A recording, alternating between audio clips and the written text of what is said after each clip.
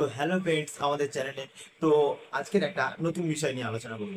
তো আমরা আগে দুটো ক্লাস করেছি ভাবনার বিজ্ঞানে। তো ভাবনার বিজ্ঞানটা কি জিনিস না, তোমাকে ভাবাবে, এমন জিনিস তোমাকে ভাবাবে। তো সেরকম একটা ক্লাস আমরা আজকে করব।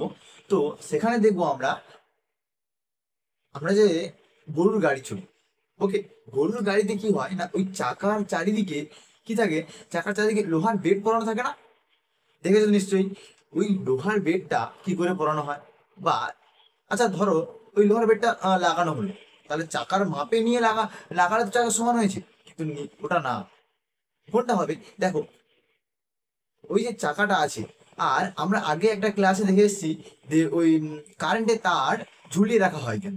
তো সেখানে আমরা দেখেছি যে কোনো ধাতু তাপ গ্রহণ করলে কি হচ্ছে, তাপ গ্রহণ করলে কিছুটা বৃদ্ধি পাচ্ছে।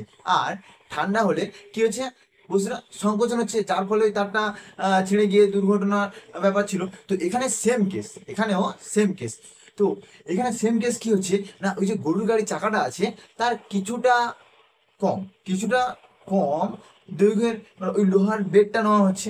নিয়ে কি করা হচ্ছে, ওই লোহার বেডটাকে কি করা হচ্ছে না, গরম করে নেওয়া হচ্ছে। গরম করে নেওয়ার ফলে একটু না একটু হলেও তো পারবে।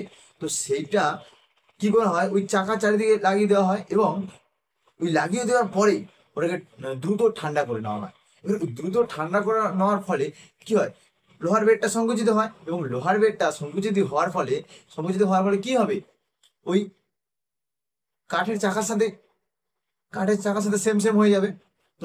তাহলে লোহার বেডটা তো পড়ানো হয়ে গেল। তাহলে বোঝা গেছে তাহলে ভাবনার বিজ্ঞান তোমাকে ভাবাবে। দেখো জিনিসটা খুবই সোজা, কিন্তু তুমি এটা নিয়ে ভাবছো তো কি করে পড়াচ্ছে, কিন্তু সিম্পলি ওটাকে গরম করছে, লাগিয়ে দিচ্ছে, দিয়ে ঠান্ডা করে নিচ্ছে, ওটা সেম সেম হয়ে যাচ্ছে। এটা বোঝা গেল নিশ্চয়ই তোমাদের।